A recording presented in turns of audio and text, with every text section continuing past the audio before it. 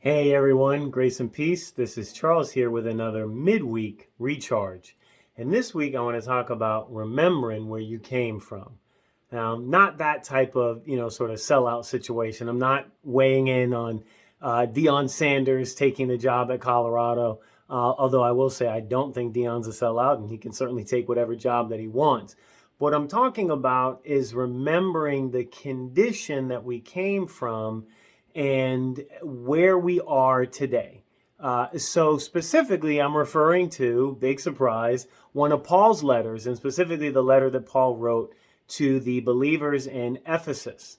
And so Ephesus was a hugely important, significant city. It was the center of worship for Greek and Roman culture for many, many years. And it became a significant and really important city in the movement and evangelism of Christianity as well. And so when Paul writes the believers in Ephesus, when Paul writes his letters to his letter to the Ephesians, Paul is actually kind of addressing Christianity at large. And one of the points that Paul makes early on in the letter is to remember, in particular, the Gentile believers.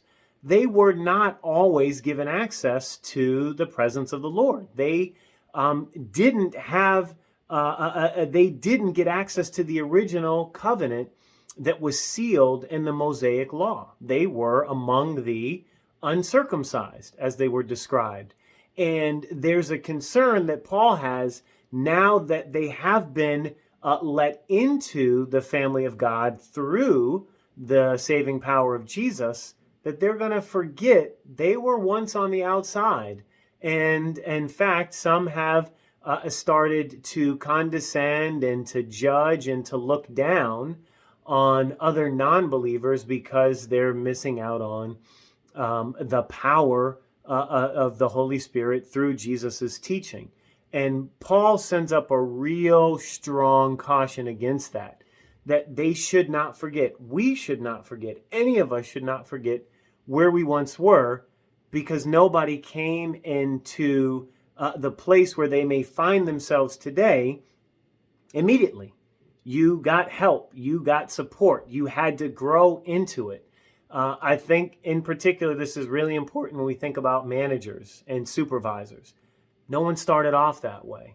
And so my challenge to you this week is to reflect and consider where you started off. Where did you start your career? Where did you start your education? Did you start at the top, or did you have to work your way up?